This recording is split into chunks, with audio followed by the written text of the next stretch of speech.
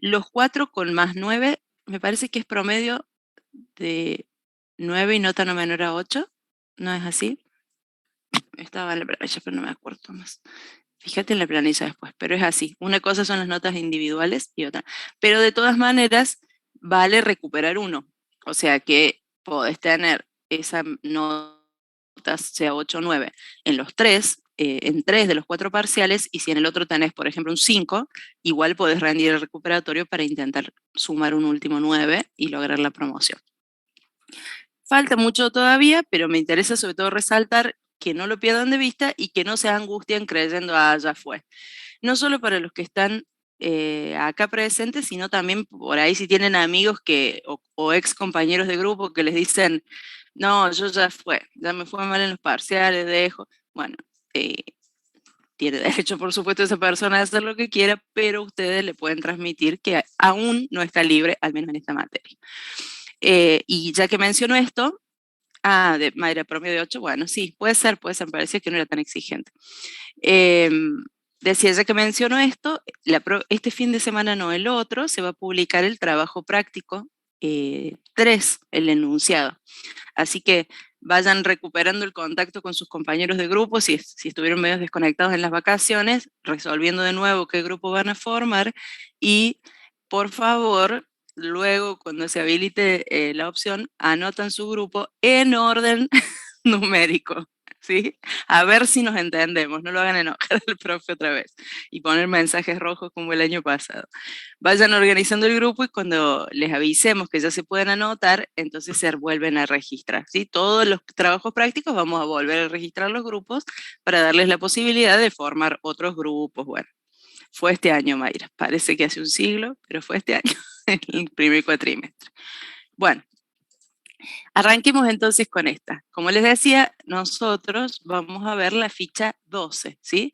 O sea, hemos cubierto hasta ahora en la parte práctica las 4 primeras unidades, las 3 primeras que son enfocadas en algoritmos, como ya hemos hablado en su momento, y la de funciones que, si se quiere, no agrega nuevos algoritmos o nuevos procesos para programar, sino que nos permite ir estructurando, organizando el código de una manera más profesional, mejor, más correcta, más adecuada a la forma en que realmente se trabaja.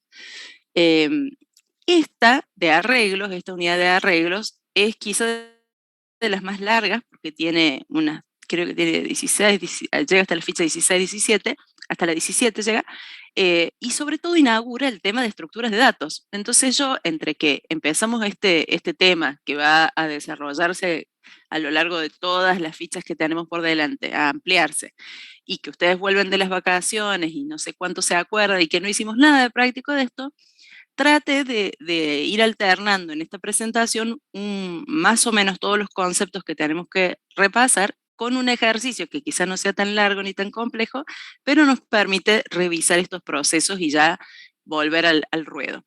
Así que vamos por ello, ¿no? Esta notita les había puesto, me había olvidado. Este contenido está en la semana 13 previa a las vacaciones, porque nosotros, como les digo, pusimos en suspenso esta parte en el práctico. Entonces, si ustedes quieren buscar en este momento la ficha para tenerla a mano, tienen que ir a la semana 13, que va del 6 al 12 de junio, y ahí van a tener no solo este contenido, sino también la guía y el ejercicio que vamos a hacer hoy, ¿no? Porque estamos todos, las clases prácticas, recorriendo esta ficha 12. Ahora sí, ¿qué temas abarca esta ficha? Plantea primero una introducción al tema de estructuras de datos y de arreglos, luego se ve específicamente cómo implementamos los arreglos unidimensionales en Python.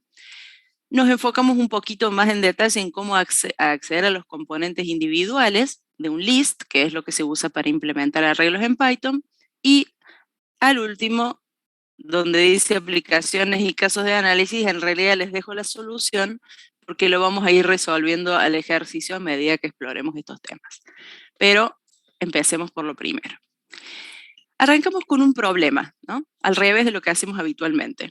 Desarrollar un programa que permita cargar por teclado n elementos y luego informe cuántas veces se repitió el último ingresado.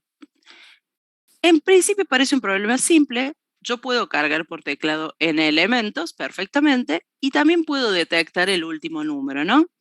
¿Cómo hago para cargar n elementos? Hago un ciclo for, ya lo hicimos antes de las vacaciones, y cuando llegue a n, el ciclo, ¿no? Le hago recorrer un range de n y le voy pidiendo al usuario un conjunto de números, genial. ¿Cómo detecto el último número ingresado? También podemos hacerlo, quizá no es tan sencillo, pero con guardar en una variable auxiliar el último número que el usuario cargó, alcanzaría. De hecho, ni siquiera hace falta tanto esfuerzo porque la variable que usemos para cargar el dato, al salir del ciclo for va a tener el último dato que el usuario cargó. Así que ni sería un problema eso. ¿Dónde se complica la cosa? En comparar este último con los anteriores, cuando uno trabaja con un único ciclo. ¿Por qué? Porque los anteriores no están más. Fue el desafío siempre de los ciclos, decir cómo hago para recordar el mayor, recordar el menor, detectar si pasó un número impar que no sé qué, porque no puedo volver atrás, no puedo recuperar la información que el usuario fue cargando, porque siempre usábamos la misma variable. Entonces, cuando llega a este punto, uno queda así. Uno de mis memes favoritos, la cara de confusión que tiene esa niña. ¿Qué hago ahora? Bueno, respuesta, este reprocesamiento de datos es la razón de ser, o ya sea para buscar, como en este caso para comparar o para ordenarlo, que requiere varias veces, recorrer varias veces el conjunto de datos, sí o sí requiere otro tipo de soporte para esa información. No podemos trabajar, no podemos resolver este tipo de problemas con una única variable que contenga un dato por vez, ¿sí? Necesitamos que toda la información esté junta en la memoria para poder procesarla. Ustedes tienen quizá esta misma cara, pero en pijama, ¿no? Me lo imagino igual, y quizá no tienen dos colitas, algunos. Bueno, decía, es necesario que la información esté toda en la memoria, todo el conjunto de datos disponible a la vez para poder hacer este tipo de problemas de reprocesamiento, ¿no? ¿Cuál es la respuesta? Las estructuras de datos. La estructura de datos permite esencialmente tener un conjunto de valores almacenados en una única variable. Esto no es novedad para ustedes. Ustedes saben que una cadena es un conjunto de variables letra almacenadas en una única variable. Vimos incluso a lo largo del año el uso de las tuplas, ¿sí? Y de los rangos, que también son un conjunto de valores que se pueden individualizar. Y las estructuras, entonces, en su esencia, necesitan, por un lado, agrupar los datos bajo un único nombre, pero también permitir el acceso individual a cada uno de esos elementos por separado. Esas dos características hacen que una variable funcione como una estructura de datos. Repito, ustedes ya conocen estos y si se acuerdan, estas secuencias que son las primeras conjuntos o estructuras de datos que vimos en realidad sin profundizar demasiado en el primer cuatrimestre, tenían una característica particular. ¿Cuál era? Que eran estructuras inmutables, ¿sí? ¿Qué significa que sean inmutables? Perdón, ¿qué significa que sean inmutables? Que yo puedo acceder individualmente a sus componentes, pero no los puedo modificar.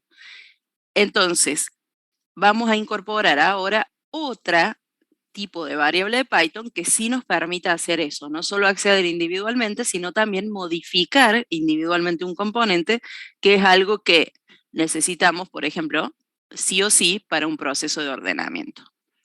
Entonces vamos a este primer ejercicio, lo de ordenamiento lo dejo para la semana que viene, vamos a hacer primero un ejercicio secuencial, un ejercicio más sencillo. Dice entonces, desarrollar un programa que permita cargar por teclado un vector de n elementos y luego informa cuántas veces se repite en el vector el último número ingresado, que es lo que acabamos de analizar con nuestra amiga confundida, y además generar un nuevo vector conteniendo solo los elementos menores al primer valor ingresado. Entonces, vamos a ver cómo es esto. En principio, vamos a definir el tamaño del vector. Ese va a ser el primer paso del problema. Luego vamos a cargar el vector. A continuación vamos a hacer un recorrido de ese vector ya cargado comparando cada elemento con el último que también se encuentra dentro del vector y en caso de que sean iguales, contarlo. Y luego vamos a hacer un segundo recorrido donde ahora vamos a comparar cada elemento con el primero y si es menor lo vamos a trasladar al nuevo vector. Esta segunda situación podría resolverse con un ciclo sencillo, pero no podríamos almacenar, o al menos no con tanta comodidad, los elementos menores en un nuevo vector. Así que esta va a ser la idea que vamos a desarrollar ahora. Y entonces lo que voy a hacer yo es, para que nos quede a mano, voy a traer la presentación acá, voy a copiar lo que tenemos que hacer, los ítems que vamos a cubrir lo voy a copiar acá, así nos sirve de ayuda a memoria, y vamos a hacer un proyecto nuevo en PyCharm para empezar a trabajar con esto. Entonces, van a abrir PyCharm. ¿Se acuerdan dónde estaba PyCharm?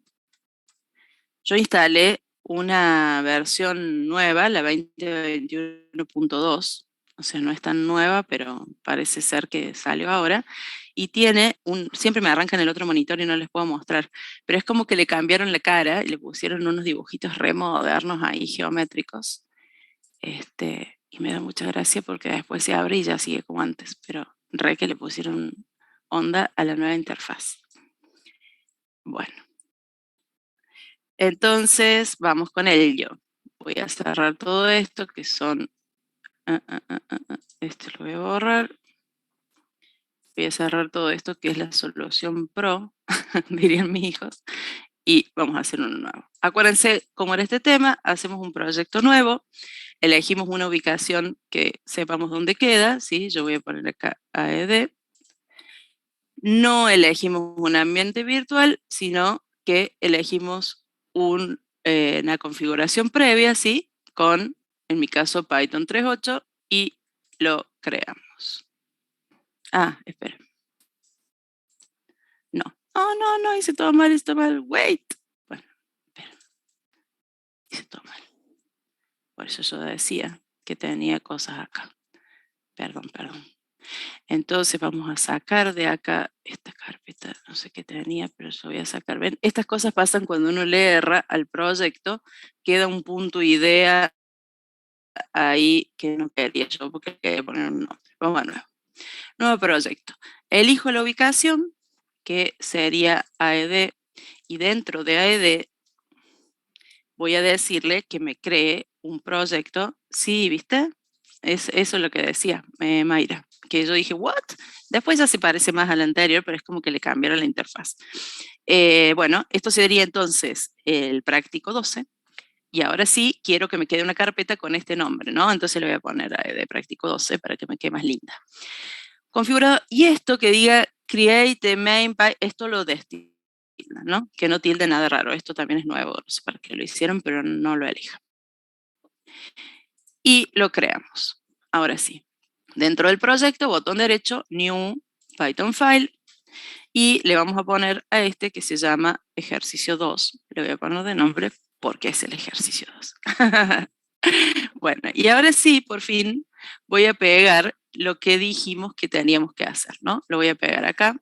Entonces le voy a poner un numeral, definir el tamaño del vector, cargarlo, recorrerlo y contarlo si son iguales al primero, al último, recorrerlo y comparar con el primero. Dejemos la nota ahí y recuperemos nuestra presentación desde aquí. Aquí. Vamos. ¿Cómo se implementan los arreglos unidimensionales en Python? Es importante tener en cuenta que hay una definición para arreglo unidimensional que es la que les decía antes, un conjunto de valores que se organiza y donde cada valor o componente se puede identificar por su índice. Esta identificación por el índice da origen a la dimensión, al concepto de dimensión. Según cuántos índices se necesitan para individualizar un componente, es el tipo, es la calificación o la caracterización que recibe este arreglo.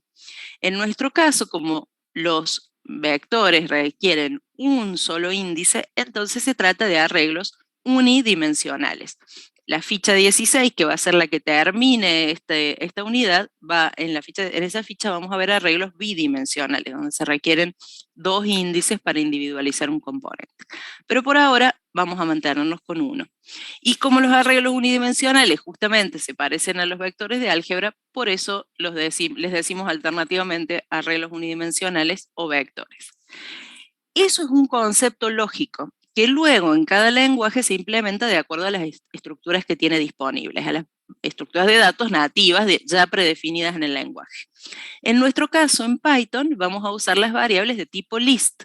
¿Por qué? Porque a diferencia, como decíamos antes, de los strings, de las tuplas y de los rangos, son mutables. O sea que nos permiten modificar, además de acceder, modificar individualmente cualquiera de los componentes que forman la estructura. Los lists, igual que las estructuras que ya conocíamos, tienen un conjunto de índices automáticos que empiezan desde cero y que nos permiten individualizar estos componentes. Toda la estructura, todo el list, tiene un único nombre, normalmente lo llamamos B por vector, pero se puede llamar mi gatito, que funciona igual. Y también los componentes se identifican de la misma forma que ya aprendieron a hacer en las otras secuencias, con un par de corchetes y dentro de los corchetes el valor del índice, que puede ser una constante como en este ejemplo o también una variable. ¿Cómo se hace para crear un vector? ¿Qué es lo primero que vamos a tener que hacer? Hay distintas maneras, yo se las resumí acá en esta tablita. Una es crearlo inicialmente vacío, entonces se puede poner B, un par de corchetes vacío, o B, list, paréntesis. Esto está invocando la función constructora de list, que es algo que está relacionado con la metodología orientada a objetos y que van a conocer más en la programación del año que viene y en tercero si hacen la electiva nuestra y creo que la otra también. Trabaja con esta metodología porque es la que se sigue estando de moda hace ya bastantes años. Bueno, esta es una manera de definir un arreglo. Otra manera es definirlo no vacío, enumerando sus componentes, colocar el nombre de la variable igual, un par de corchetes y separado por comas los elementos que queremos que tenga el conjunto. Observen que se hace con corchetes, cuando lo hacíamos con una secuencia, lo hacíamos con paréntesis, las tuplas las manejábamos con paréntesis. Luego, para crear un arreglo con cierta cantidad de elementos iguales a un valor dado, se puede usar el operador de multiplicación. Entonces, este vector yo le llamo ceros y le asigno 5 componentes que contienen un 0. Atención acá al par de corchetes, porque si yo hago 5 por 0, multiplica 5 por 0, 0, y la variable es una variable simple que contiene un 0, ¿no? Si yo quiero que contenga un conjunto de celdas con un 0 adentro, esa multiplicación se hace con los corchetes. Es como más parecida a la multiplicación de las cadenas, donde nosotros generamos una nueva cadena que tiene todas las letras o el conjunto de letras que multiplicamos, más similar a eso. Y además, si una vez creado el arreglo se desean agregar valores, la clase list tiene un método append que permite hacerlo. Entonces ustedes pueden crear vacío un arreglo y luego decir append. En este caso tenemos un ejemplo donde yo lo creo vacío y después hago append 4, append 7, append 8. Cuando termine esta línea, este arreglo tiene 4,7,8 como contenido. ¿El método extend cuál es, Ángel? No lo conozco. No sé lo que hace, la verdad. Bueno, después me decís, pero no. No, la verdad que no creo que sea igual, porque si lo hicieron distinto es porque debe hacer otra cosa. Pero después lo reviso si quieres. No, nosotros usamos siempre este. Me voy a fijar qué hace por las dudas. No quiero afirmar que es igual porque la verdad que no lo conozco. Pero nunca las clases tienen 2 métodos iguales, así que algún chiste debe tener el otro. Ya lo voy a revisar. Este entonces es el esquema de cómo crear un arreglo y eventualmente cómo agregarle información después. Para mostrarlo, ¿sí? O sea, todos los datos tienen una entrada y una salida, ¿no? Una manera de cargarse y una manera de mostrarse. Bueno, la carga es esta y la salida por pantalla se mantiene, al igual que las otras secuencias, la posibilidad de hacer print y mostrar la variable, y en pantalla va a aparecer así, con una enumeración de componentes, encerrados entre corchetes, y eso les va a dar la certeza de que se trata de un arreglo unidimensional o de un list, porque cuando mostrábamos las secuencias, vuelvo a repetir, eh, eh, pare, no se enreden en una definición que no necesitan ahora. Extends indica herencia en Java, pero no es Java esto, estamos hablando de Python, y ese método extend no debe hacer lo mismo. Tampoco debe hacer lo mismo que el append, porque vuelvo a repetir, no hace exactamente las cosas iguales los métodos. Entonces déjenme chequear de qué se trata, no quiero que se queden con esa idea de que da igual. Déjenme revisar, en una pausita que hagamos lo reviso y les respondo bien. Pero no se compliquen, porque tengo miedo que les quede una idea equivocada en la clase. Lo que les decía entonces es, cuando ustedes hacen print de un list, aparece en pantalla el contenido del list enumerado. No necesitan recorrer los elementos uno a uno, y lo que van a notar es que los elementos están encerrados entre un par de corchetes. Sin embargo, si por alguna razón necesitan mostrarlos uno a uno, entre otras cosas porque no quieren que aparezcan los corchetes o porque quieren mostrar uno debajo del otro o mostrar solo algunos, entonces lo que hacemos es recorrer el vector por medio de un for iterador. Hay dos maneras de hacerlo. Ustedes saben que el for iterador está preparado para trabajar sobre una estructura, sobre una secuencia, y entonces también puede trabajar sobre un arreglo. Y si yo coloco for x in el arreglo, lo que logro es que ante cada vuelta obtenga en esa variable x una de las componentes del arreglo. Lo que hacían ustedes con los caracteres, ustedes ponían for char in cadena, y en cada vuelta la variable char tomaba una de las letras de la cadena. Bueno, con los arreglos también, con los lists, también se puede hacer eso. Pero cuando nosotros necesitamos reconocer el índice del arreglo además, entonces hacemos un for hasta range de n, ¿no? O sea, lo que hacemos es generar un arreglo de números y vamos recorriendo ese arreglo utilizando esos números como índice del vector. Este recorrido es más explícito a nivel de índice, y el otro que les decía antes simplemente va tomando componente por componente. Claro, si vos querés mostrar B sub 3, tenés que hacer print de B sub 3, exactamente, Mayra. Y acá, en general, lo que estamos haciendo es mostrar todos los componentes. Vamos a ver eso ahora en el código y después seguimos con esto. Entonces vamos a hacer primero la carga. Todo esto que dijimos que íbamos a hacer lo voy a poner dentro de una función principal. Recuerden que nunca más un código con toda una montonera de líneas sin organizar. Entonces voy a hacer una función principal y voy a poner, como hacemos siempre, el título, que acá este ejercicio se llama último y primero, así que le voy a poner ese título. Y después, también, nunca más desprolijo esto, llamamos a la función principal, verificando que el módulo se encuentre en ejecución, ¿no? Todo esto era parte de la unidad de módulos y de funciones. Si no se acuerdan tanto, le pegan una miradita a las últimas fichas. Lo primero va a ser definir el tamaño del vector. O sea, ahí pongo el chat. El ejercicio por acá, sí, ahí lo paso. Copio acá para que la tabla es odiosa y me quiere copiar la tabla entera. Ahí está.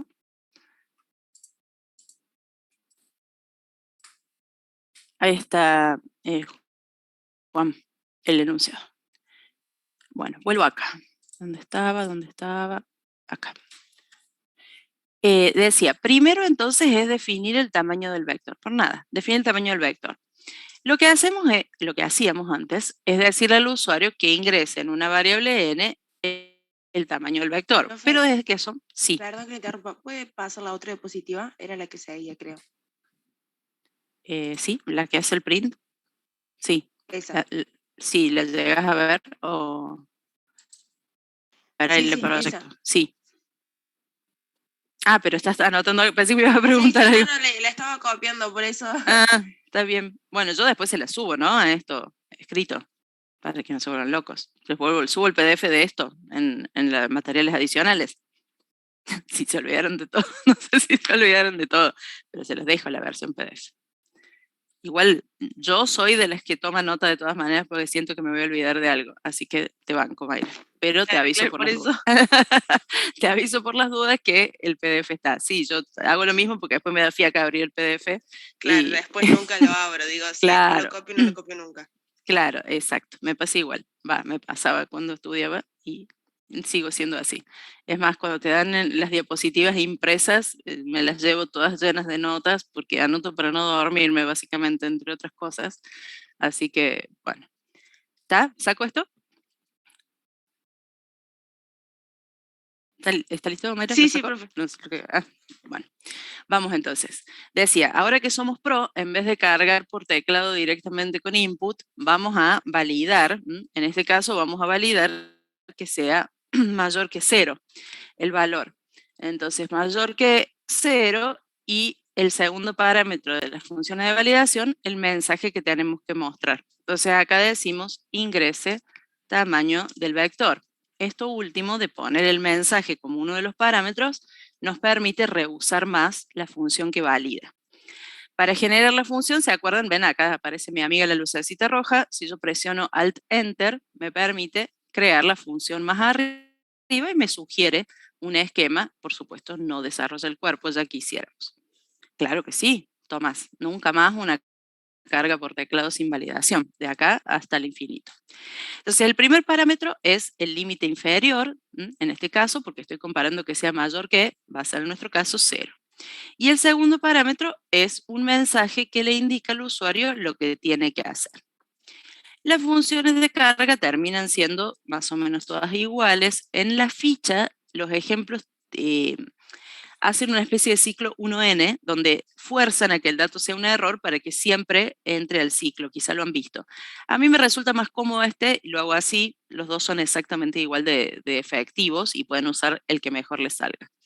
Eh, Sí, pero no, Tomás, porque si vos pones un while acá, ese while se queda en el medio quizás de otro ciclo de carga o qué sé yo, y el programa se hace así de largo y además no es reusable. En cambio, vos haces la función así y la podés reusar todas las veces que te haga falta. Esa es parte de la gracia de hacerlo con funciones. Entonces, input y el mensaje que pasamos como parámetro, para que la función sea genérica, porque si dentro de la función yo pongo ingrese un tamaño del vector, solo me sirve para cargar tamaños de vectores y pierde la gracia. Después, mientras el número sea menor o igual que ese límite inferior, porque yo estoy controlando que sea mayor, pido que se ingrese otro, ¿no? Hago rápido esto porque incluso ya lo tuvieron para el parcial, así que no es nuevo. En el segundo input, si quieren, se puede como agregar un mensaje, o sea, diferenciarlo un poquito para que el usuario se dé cuenta de que vuelve a aparecer porque cometió un error, justamente. eh, y si no, lo dejan así que se joda por cometer un error, retolerante el programador. Pero bueno, lo importante es hacer una primera carga y si es inválida, encerrar al usuario en un ciclo, virtualmente, ¿no? Para que siga cargando hasta que el valor sea correcto. Esto no lo voy a probar porque ya lo reconocen. Vamos a la carga del vector, que es lo importante. Nosotros vamos a hacer un método, lo vamos a llamar cargar vector porque somos muy originales, y le vamos a pasar como parámetro el vector que queremos cargar. ¿Por qué vamos a hacer esto? Porque necesitamos que este vector esté disponible, al igual que esta variable n, para los dos métodos que vienen a continuación. Entonces, tiene que ser parte del programa principal. Y para que sea parte, bueno, vamos primero a esto. Entonces, voy a desarrollar la función cargar vector. Voy a armar el esquema al menos, Alt-Enter, creo la función cargar vector. Bien. Lo que me señala acá, por supuesto, es que la variable b no está definida. Por eso les recordaba yo cuáles son las maneras de definir un vector. Las variables, que son arreglos, los list, necesitan una inicialización, cosa que no sucedía con las variables simples. Nosotros simplemente las usábamos, le asignamos un valor, chao. Acá hay que anticipar que esto va a ser un list. Entonces, o ponemos b igual a list paréntesis, como les decía antes. Si hacemos esto, el método que carga el vector tiene que hacer append de cada uno de los valores nuevos que vayan el usuario cargando por teclado, porque arranca con un list vacío. En cambio, si nosotros optamos, y voy a ir con este modelo porque es el que está en todas las primeras fichas y no quiero agregarles aún más confusión, lo que normalmente se hace en los ejemplos de las fichas es la segunda alternativa, o la que aparece en tercer lugar acá en mi PowerPoint. Voy a correr un poquito más acá, que es 5 por 0, en realidad es n por 0, y vamos a la situación que les decía antes. Si yo hago n por 0, lo voy a dejar así, no para bardearlo a Santiago, sino porque es el error que todos cometemos esta primera vez. Y en vez de meterme en el método, voy a poner acá print, ¿no? Voy a hacer print de b. Siempre les recomiendo cuando ustedes trabajen con vectores, a continuación de declararlo o de cargarlo, hagan un print. Después lo borran cuando entregan la evaluación o cuando entregan el trabajo práctico, pero les va a servir para comprobar que está bien creada la estructura antes de empezar a renegar. Cuando hagan esto, se van a dar cuenta de que lo que aparece en la pantalla es un único 0. ¿Sí? ¿Por qué? Porque esto es una multiplicación entre enteros. Lo que hay que hacer es colocar este 0, pero entre corchetes. Y entonces cuando le dan play, ponen tamaño del vector y noten que yo ahora tengo 5 ceros y que esos 5 ceros separados por coma además están entre corchetes.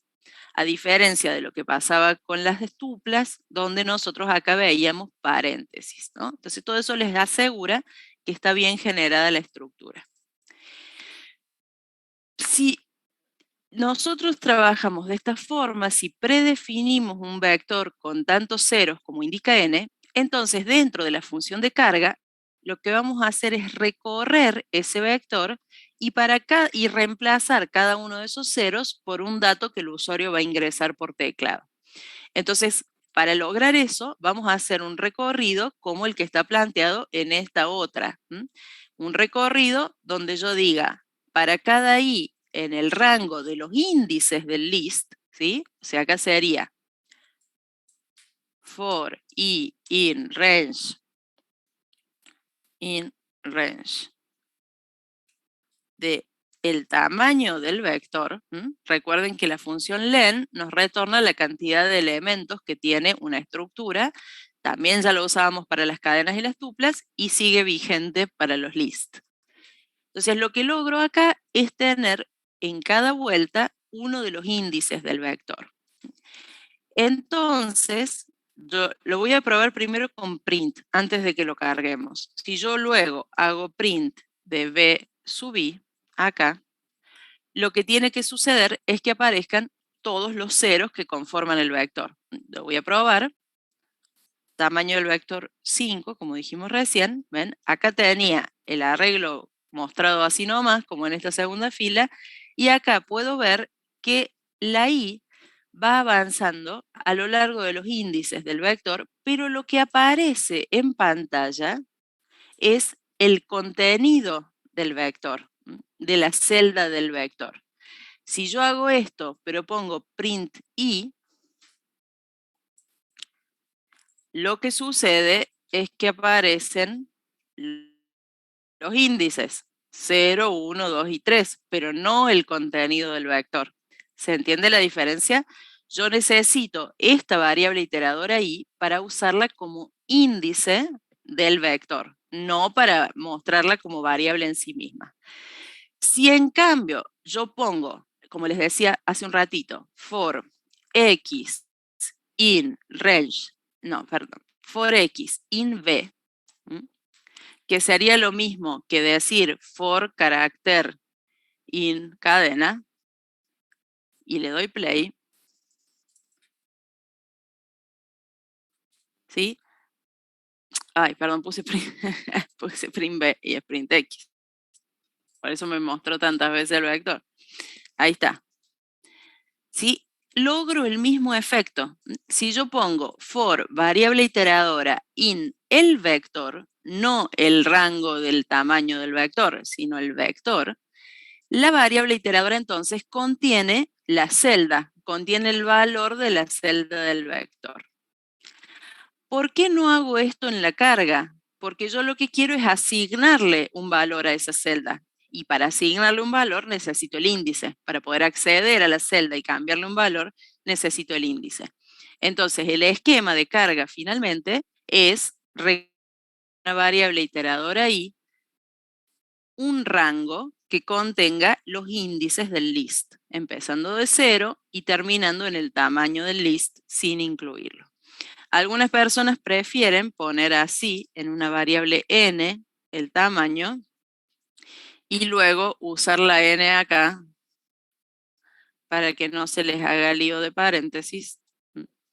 También puede ser tomar la longitud antes y luego usar esa longitud para el recorrido. Y para cargar no vamos a hacer un print de b sub i como acá, sino que vamos a asignar en b sub i la variable que el usuario va a ingresar por teclado. En este caso no se requiere ninguna validación porque si quiere poner número negativo los pone, da lo mismo. Entonces lo único que hacemos es cargar dentro de esa variable el resultado del input que el usuario va a hacer. Le podemos poner ingrese un valor o un mensaje así. ¿Cómo va a funcionar entonces esto? Antes de la carga, el vector va a tener todos ceros, yo voy a ver que tiene todos ceros, y después de cargarlo va a tener los números que el usuario ingresó. Entonces yo voy a aprovechar y voy a poner otro print abajo para comprobar si la carga se hizo correctamente. Lo ejecuto, tamaño del vector, estoy haciendo vectores chiquitos para que podamos controlar, ¿no? Porque si no estamos 3 horas, voy a poner 3. Me dice ingrese un valor, ingrese otro, y ahora se generó el mismo arreglo donde en el lugar donde antes estaban los 3 ceros, ahora tengo estos 3 valores que el usuario ingresó por teclado.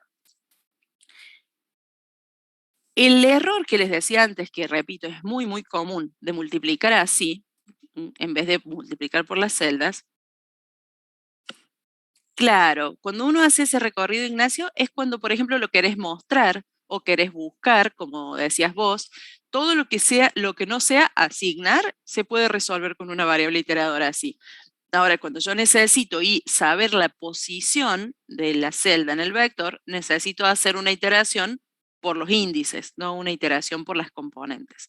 Pero para todas las demás cosas, esta que estás planteando vos en el chat es más adecuada.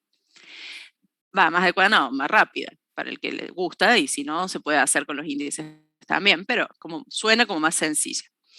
Decía entonces acá, este error, si ustedes ven, ahora que lo tenemos desarrollado, no salta, ¿sí? No es que en algún lado subraya con rojo que está mal. ¿Cómo nos damos cuenta que está mal? Supongamos que ustedes no hacen lo de los prints, que es lo que a mí me permitió detectar que no la estaba generando bien. Si ustedes no hacen lo de los prints, que hice yo, y van directo a la carga, cuando hacen esto, tamaño del vector 5, el error que aparece es este, para desesperación del alumno que está haciendo un parcial, ¿no? ¿Por qué? Porque los alumnos, pese a que los profesores les decimos trabajen por partes, no nos dan bola, claro, Joaquín. No nos dan bola los alumnos, para decirlo claramente, y lo que hacen es programar no solo la carga, sino los 200 métodos. Ahí les muestro. Vamos por parte. Programan los alumnos los 200 métodos que iban en el parcial y cuando hicieron todo, le dan play. La desesperación de no saber porque luego el resto no anda nada. Cuando aparece este mensaje, está claro, aunque ustedes no lo crean, cuál es el problema. Dice, el objeto de tipo int, o sea, el entero, que en este caso es la b, porque yo hice una multiplicación de un entero por un 0, no tiene len, ¿sí? No tiene longitud. Yo no te puedo decir cuántas componentes tiene porque no es una secuencia lo que me diste, no es un list. Me diste un número entero. Si ustedes tocan acá, les dice que acá es donde fallo. No puedo tomar el len de una variable que es de tipo simple. El error que dice Tomás, Ángel, está bien. Claro, si les pasa eso, es porque no pusieron corchetes acá, ¿sí? Porque no están multiplicando por corchetes. Entonces, lo que están logrando es que acá tenga un número entero. Es más, se los voy a mostrar así. Si yo lo hago esto con debug, ustedes van a ver que la variable,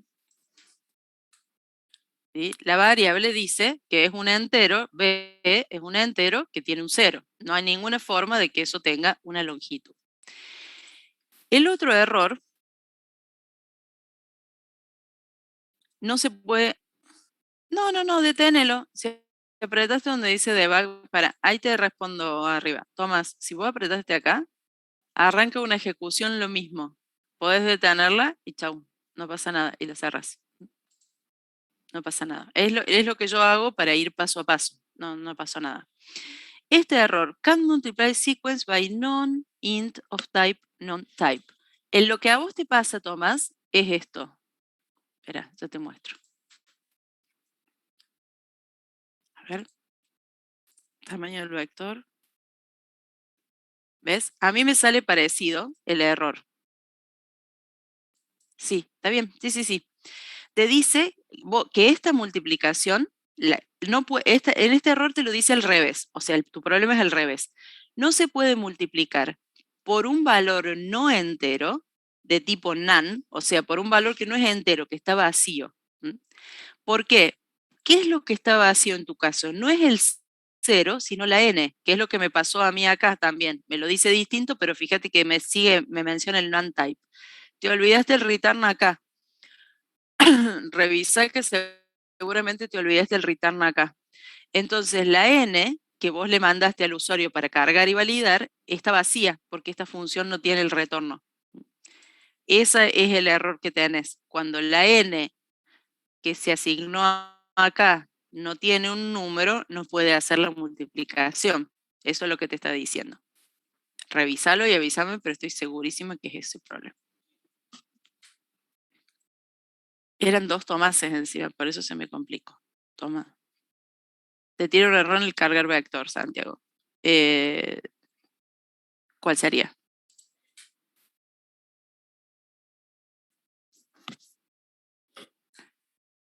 Dice que esto significa que la función cargar vector no recibió ningún argumento posicional, o sea, no tiene, perdón, ningún argumento posicional, no espera ninguno, pero se le mandó uno. Quiere decir que cuando vos la llamaste le pasaste un vector, pero cuando la definiste no tenés ningún parámetro acá. Revisa si tenés un parámetro formal acá en el código. Claro. Claro, no, pero está bien, porque es re importante que ustedes aprendan a entender de dónde vienen los errores para poder corregirlos, porque si no son todos errores iguales. Digamos, el error siempre les da una pista. Acá, aunque no entiendan exactamente, hay algún problema con los argumentos. Ponele que llegues a entender eso. Entonces revisas qué le estoy pasando y qué recibe, ¿no? Entonces ahí te orienta para ver cuál es el problema. Bueno, entonces acá para la carga, de nada. Para la carga, lo que sí me parece que pasa, ya esto es una cuestión de interfaz, es que se ve medio raro, si bien el usuario sabe que le van a... Hoy, cierto que no lo no corregí esto. Pero, si bien el usuario sabe que está por cargar un vector, queda un poco feo que diga ingrese un valor, ingrese un valor, ingrese un valor, ¿no? Como que, ¿y qué hago con esto? Entonces, si ustedes quieren hacer un chiche, lo que pueden hacer es acompañar este mensaje con la i para decirle ingrese, por ejemplo, un valor o otro, ¿no? Como enumerado. Y en realidad, para que quede más bonito, podemos poner así, miren qué cheto. Ingrese b, corchete, adentro de la cadena, ¿no? Esto no lo estamos usando para acceder, sino que lo estamos usando para mostrar en la pantalla. Y le unimos la i y le unimos el corchete de cierre. Entonces va a decir, ingrese B sub 0, 2 puntos, ingrese B sub 1, 2 puntos, y queda como más pro, más lindo, porque aparece el mensaje con un índice distinto.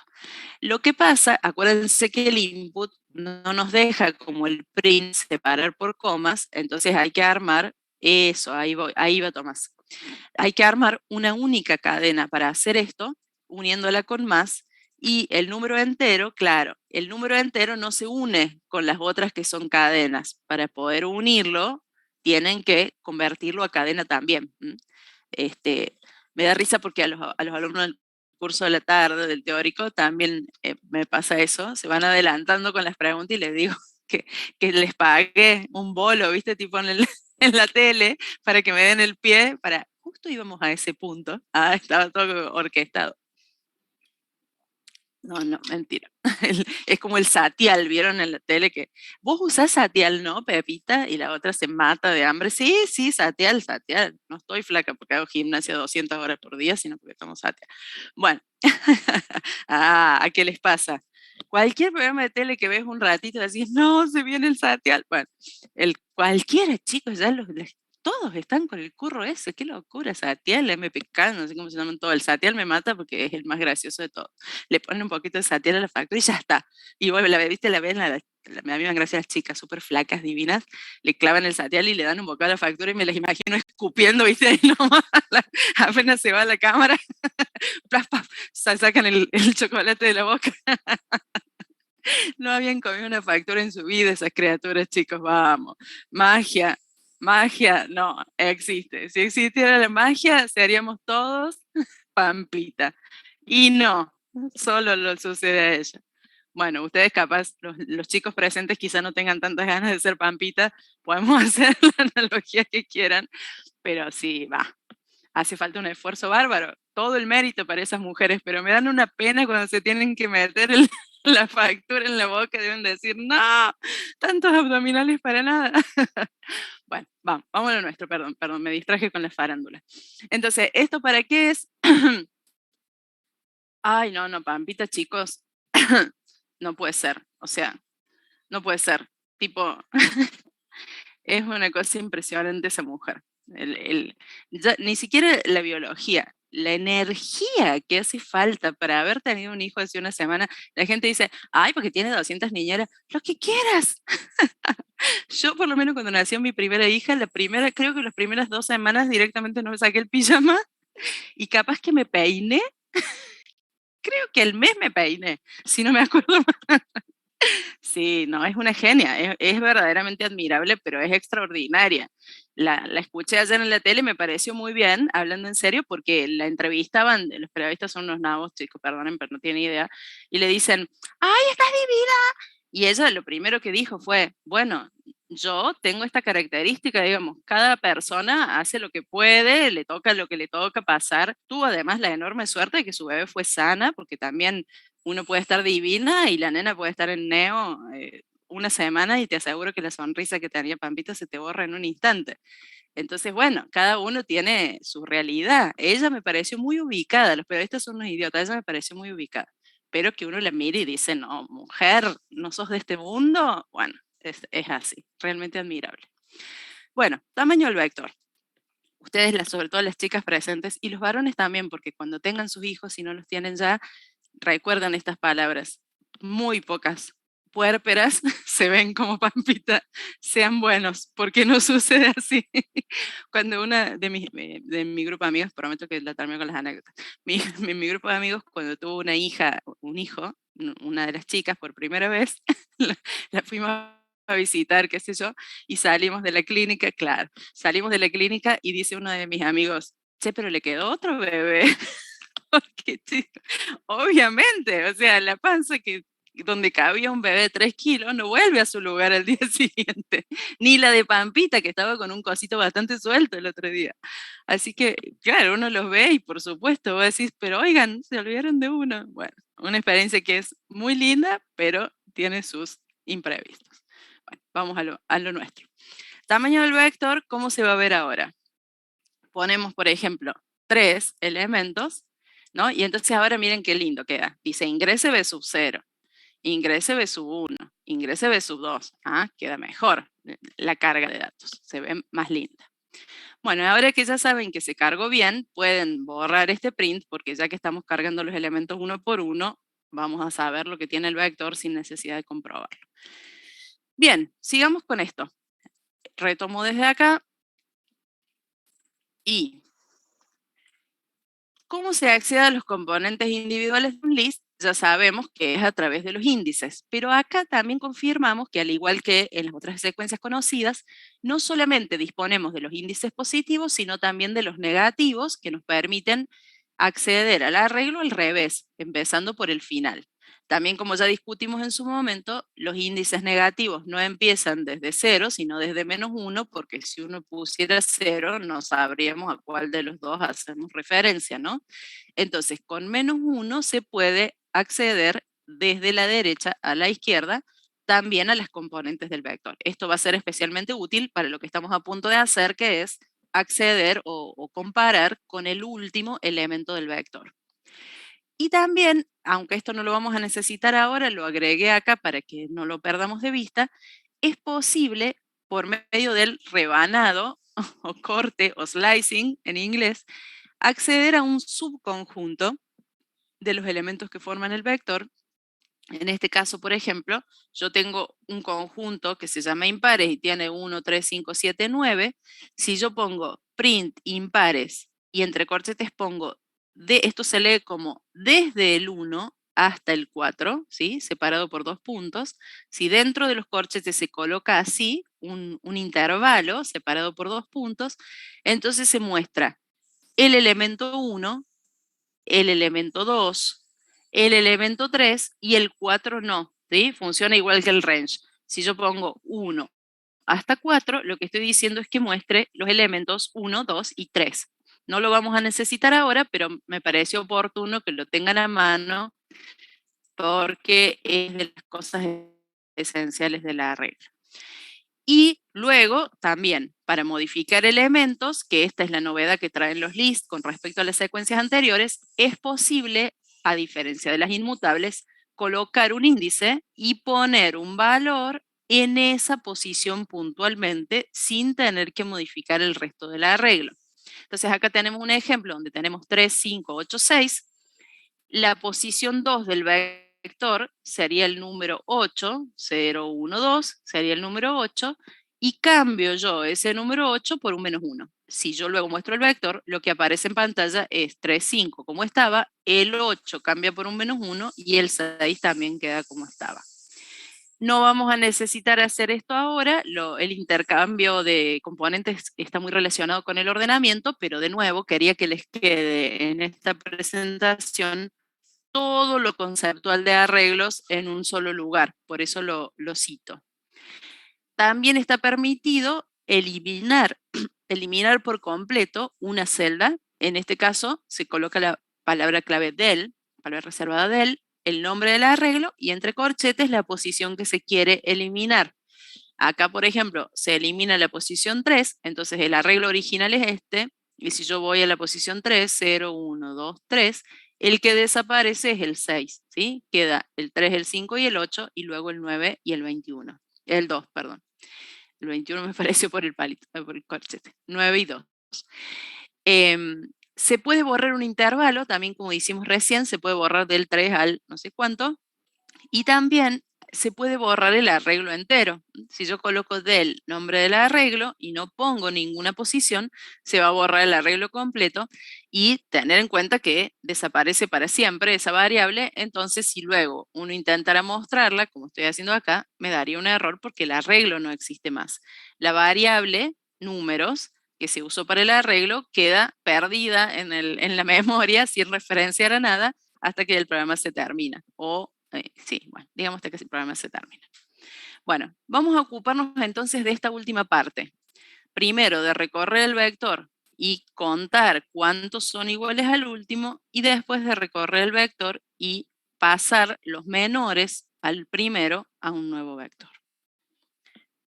Exactamente, Axel, así se hace. Ojalá se pudiera copiar del chat, así no tengo que programar yo. Pero te voy a tener ahí como modelo. Así se hace el proceso. La respuesta, primero que nada, va a ser una cantidad de números que son iguales, ¿no? Entonces yo voy a llamar a esta función comparar último, porque estoy comparando el último para ver cuántos son iguales a ese. ¿Qué parámetro necesita esta función? El vector, que es el que tiene que recorrer para hacer esa comparación. Luego de que esta función me diga cuántos valores son iguales al último, yo voy a hacer un print que diga hay cantidad de valores iguales al último. Lo que me gusta de esta nueva versión, no sé si lo notaron, me parece que tiene una fuente distinta, como más liviana, más fácil de leer que la anterior. Me gusta cómo se ve estéticamente.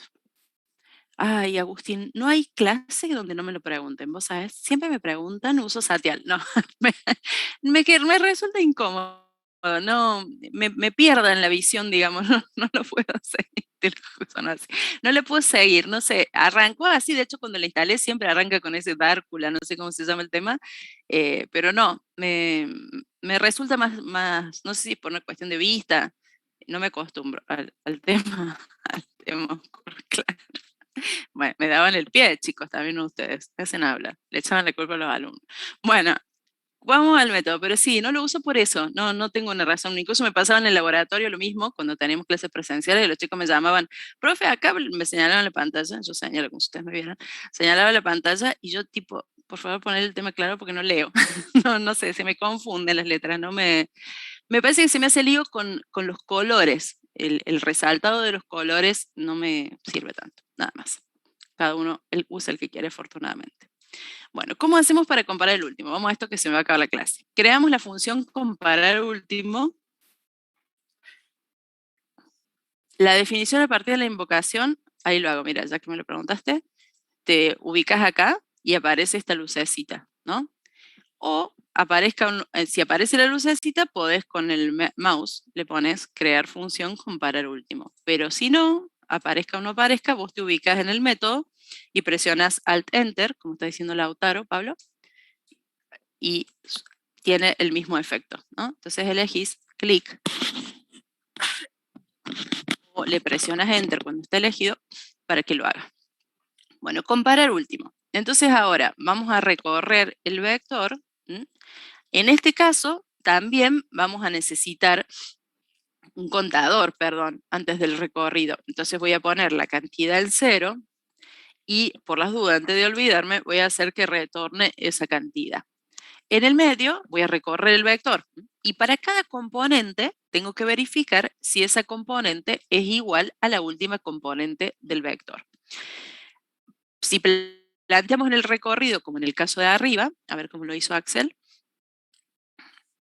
Sí, lo hizo así también. Si planteamos el recorrido con el rango de los índices, sería for i in range del len del vector. Y entonces la i va a ir tomando cada uno de los índices que forman este arreglo, que son parte del arreglo. Entonces, adentro del ciclo, así como antes lo usamos a ese ciclo para cargar el dato, ahora lo vamos a usar para preguntar si esa componente puntualmente, b sub i, es igual a la última componente del vector. Como reconocemos la última componente del vector con el índice -1. Es igual al último y en caso de que sea igual, en este caso, contamos. Entonces, comparamos b sub 0 contra el último, b sub 1 contra el último, b sub 2 contra el último. Es una buena pregunta, Axel, que la respuesta es como quieran. Si ustedes quieren contar el último, o sea, en esto, como yo lo estoy planteando, estamos contando el último. Si no, ¿cómo evitamos contar el último? Restamos 1 en la cantidad retramposo. No, ¿cómo lo hacemos? Hacemos que este recorrido termine 1 antes. Claro, bueno, también vos hiciste una trampa peor que yo, Axel. Podés hacer esto de forma que la primera vez cuente 0, pero me parece medio feo porque bueno, sí, diría 0, claro. No, pueden hacer así, pueden restarle 1 acá, que sería aún más tramposo. Ah, estaría bueno también. O si no, podemos ser un poquito más prolijos y en realidad detener el recorrido un antes. Entonces comparamos todas, salvo el último, con el último. Este sería el más bonito, el que les acabo de mostrar. Pero de todas maneras, no veo mal conceptualmente que diga el último se repite una vez, porque sería la única vez que aparece. Es una discusión, digamos, retórica que no importa, da igual. Pero si no quieren que participe en la comparación, la manera más prolija es que este recorrido termine uno antes del final, como hace en los ciclos de ordenamiento. Bueno, lo probemos. Voy a cargar un vector a ver de 4 y vamos a poner el 3, cualquier otro número y de nuevo el 3. Pues si no pongo el último repetido va a decir 0. Entonces dice, hay 3 valores iguales al último, muy bien. Si pongo, en el caso de que yo planteé, si yo pongo todos números distintos, me dice, hay un valores iguales al último, ¿no? En el caso que ustedes plantean, diría 0 valores. Y bueno, va a ser que los dos son válidos de alguna manera. Lo que sí me parece importante es poner un espacio acá porque la verdad que queda ahí todo pegado y queda feo. Bueno, vamos con el último que es el de los menores, así terminamos la clase a tiempo.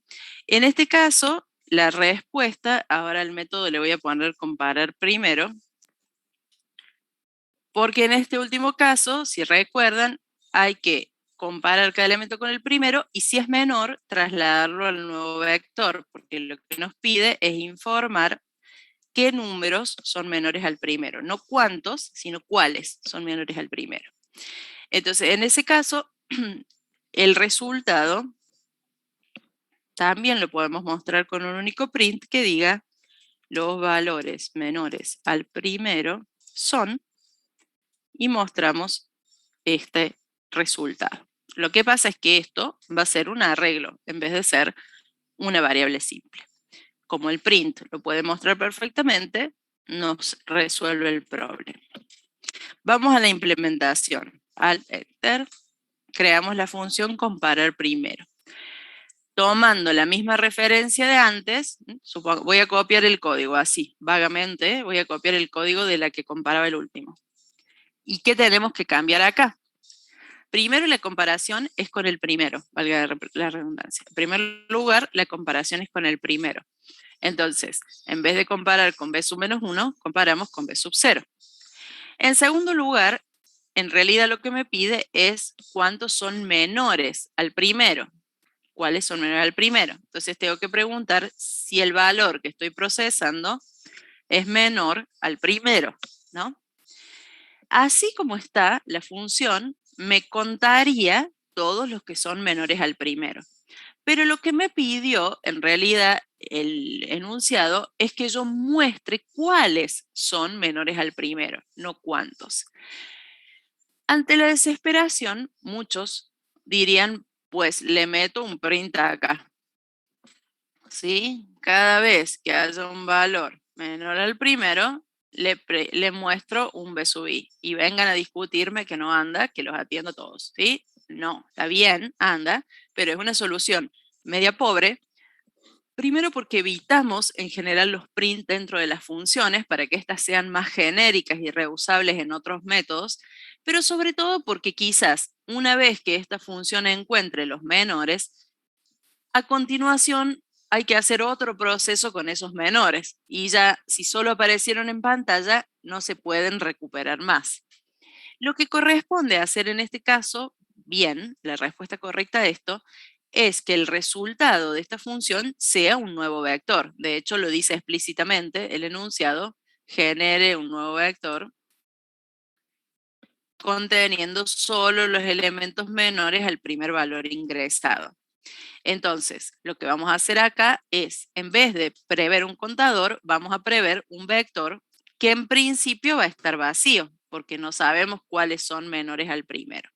Recordemos que un vector vacío se puede poner así o se puede poner con el método list. Y entonces vamos a retornar ese arreglo. ¿Y cómo vamos a hacer para incorporar los menores en este arreglo?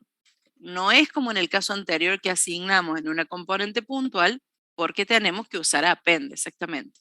Todo lo que me están diciendo ustedes en el chat está muy bien. Tenemos que hacer menores.append y agregar que la celda b sub i de este vector. Append algo, que le agregamos el b sub i.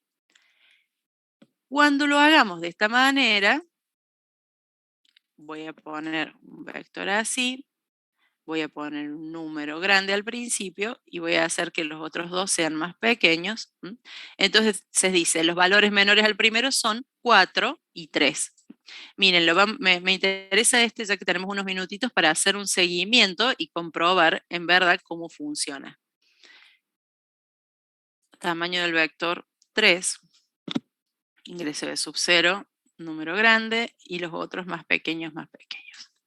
¿Cómo funciona esto? El vector está cargado con estos tres valores. El vector menores está vacío, ¿no? Está vacío. Entonces, yo empiezo a recorrer el vector B, el original, este. Y pregunta si B sub I, ¿sí? Si yo me pongo acá en B sub I, dice el 4334 es menor a 4334, claro que no, porque es el mismo. Por eso este ciclo podría empezar con el 1, en realidad, porque el primero no participa de la comparación, si lo vemos al caso. Como antes el ciclo terminaba en -1, acá tendría que empezar en 1. Pero bueno, hacemos una comparación de más. Ahí vamos, Flavia, porque eso es lo que me interesa ver. Si es menor, entonces no. Ahora vamos a la I que vale 1. Entonces compara el 6 que es contra el 4334. Como si es menor, invoca el método append. ¿Qué tiene que agregar en el vector de menores? El elemento que está procesando en B sub I. Noten cómo ahora hay un 6 dentro de este vector. La componente 0 tiene un 6 y el len es de 1, pasa a tener un elemento. Entonces vuelvo acá, ahora vamos a comparar el B sub 2, que también es menor, entonces se agrega al vector y el vector de menores ahora tiene 2 elementos y su len es 2 y terminó el recorrido, entonces volvemos al lugar donde se llamó a la función. Ahora vamos a lo que están preguntando, que es lo que les quería yo preguntar a ustedes. ¿Qué pasa cuando no hay ningún menor?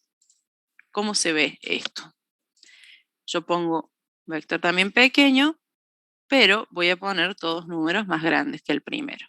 Queda así. Los valores, claro, parece esto. Los valores menores del primero son corchetes vacíos. Queda medio feo. ¿Cómo hacemos para darnos cuenta de que no hubo ninguno? ¿Qué se les ocurre para evitar que pase esto? Porque no hay que hacerlo dentro de la función, queda feo. ¿Cómo hacemos para que este resultado... Si menor es igual a 0, o sea, no tiene nada, se le pone un print que no hubo menores. Bueno, y si no, se le pone... Pero si yo pregunto si menores es igual a 0...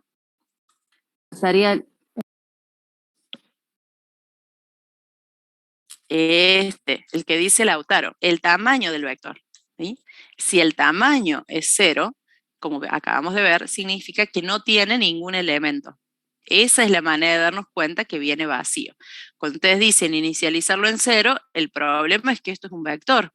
Entonces, no puedo inicializarlo en 0 y después convertirlo en un array, porque no se va a saber cuál de las dos cosas es. Entonces, lo más correcto es, el vector va a venir como retorno. Si viene vacío, es porque esta condición nunca se cumplió, nunca le agregó nada. Ustedes acaban de ver que sale vacío. Entonces, si la longitud es 0, entonces podemos decir, no hay valores menores al primero. Y en caso contrario, sí mostrar los valores menores al primero. Entonces, ahora sí, si yo pongo valores ascendentes, digamos, no hay valores menores al primero y queda bien. Lo ultimísimo que podríamos hacer acá, y con esto terminamos, es reemplazar, si uno ya se aburrió de cargar datos, reemplazar la carga por un valor aleatorio. ¿Cómo se hace para que este vector tenga elementos aleatorios? Cambiamos el input por una llamada a random. Random.randint. Miren qué loco que este nuevo IDE me hace el import solo. Vieron que yo escribí random y no tuve que escribir el import, ya se lo hizo solo, ni me preguntó. Si no, acuérdense que para poder usar random hay que ponerle import allá. Y le vamos a decir que haga, para que no sean todos los números claros. Sí, a mí me pasa lo mismo, Tomás, y lo recomiendo fuertemente para las evaluaciones, porque encima te pasa que ahí les muestro, para un segundo, porque eso me parece importante decírselos. Hago una pausa acá. Te suele pasar cuando hace mucho, estás en el parcial nervioso, qué sé yo, que por ejemplo pusiste tamaño del vector 4, ¿no? Ingrese B sub 0, le clavas así cualquier cosa, se rompe. Uy, porque le puse una letra, uy, porque le apreté una... Te distrae de lo importante que es resolver el problema. Entonces recomiendo ampliamente. Los valores manuales hacen falta a veces porque uno quiere hacer pruebas puntuales, como acabo de hacer, pero ya después, tipo que es más fácil, bueno, haceme un random, no sé, entre 10 y 20 para que no sean tan distintos los números y yo pueda asegurarme de que alguno se va a repetir. Es más, si quiero estar segurísima de que se va a repetir, le pongo siempre el mismo número y chau, ¿no? Pero bueno, hagamos este. Entonces, ¿qué pasa? Esto me permite, a ver, pongo un vector de 10, ¿sí? Y no me gasto. Ahora, anda a creerle que los valores menores primero son eso. Cuando uno tiene una carga aleatoria, sí o sí necesita mostrar el vector, porque si no, no podemos saber lo que tiene dentro. Entonces lo ejecutamos y tenemos un vector de 5 elementos, bueno, y dice que hay dos valores iguales al último, es verdad, porque tenemos un 12 y otro 12, y que los valores menores al primero son el 10, ¿sí? El único que quedó menor al primero es el 10. Puedo hacer el vector del tamaño que quiera, ¿sí?